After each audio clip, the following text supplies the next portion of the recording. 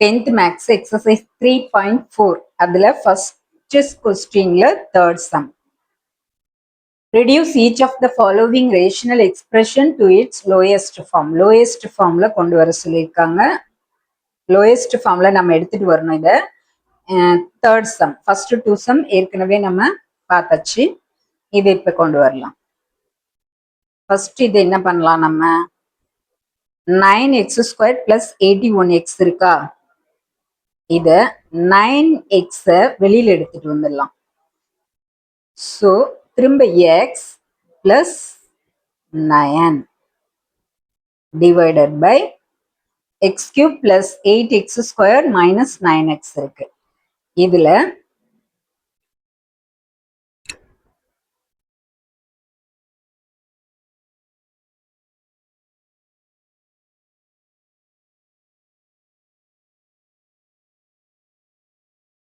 x வெளியில எடுத்துட்டு வந்தோம்னா x squared plus 8x minus 9.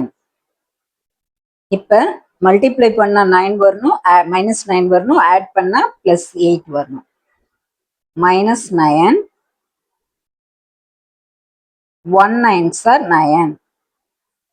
இதுல மைனஸ் அப்ப பிளஸ் 8 வருமா? So 9x x plus 9 divided by x into x minus 1 x plus 9. Plus 9 cancel ஆயிடுச்சா? X minus 1. x cancel ஆகுதா? So the answer is 9 divided by x minus 1.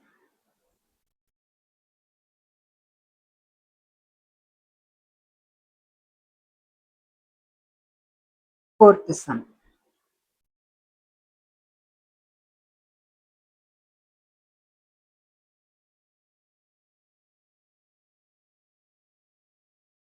P2 minus 3P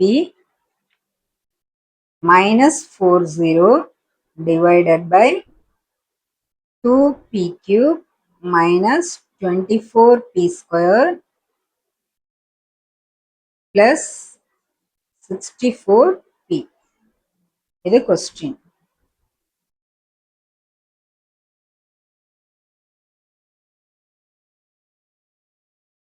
First P squared நம்ம என்ன பண்ணலாம் பார்க்கலாம்.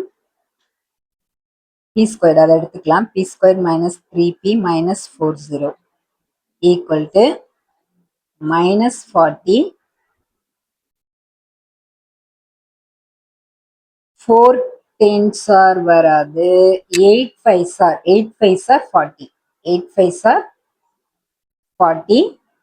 So multiply பண்ணா minus 40 வரணும், add பண்ணா minus 3 வரணும். அப்போ பெரிய நம்பர்ல மைனஸ் 8 போட்ட வேண்டியதுதான். So P minus 8 P plus 5. Next கீழே உள்ளது 2P cube minus 24P square plus 64P equal to 2P நம்ம வெளியில எடுக்கலாம். இதுல 2P வெளியில எடுத்துட்டு வந்தோம்னா P square minus 12P plus 32. 2P அப்படியே வச்சுக்கலாம். 32 ஆட் பண்ணா 12 மல்டிப்ளை பண்ணா plus 32 வரணும். So 8 4s are 32. ரெண்டுக்கும் minus.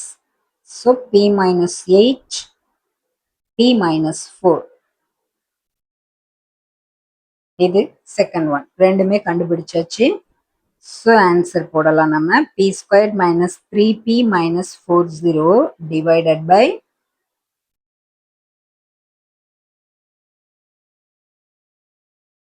2P cube minus 24P square plus 64P equal to P minus 8 P plus 5 divided by 2P P minus 8 P minus 4. இதில் எதெல்லாம் இது மட்டும் கேன்சல் பண்ணலாம்.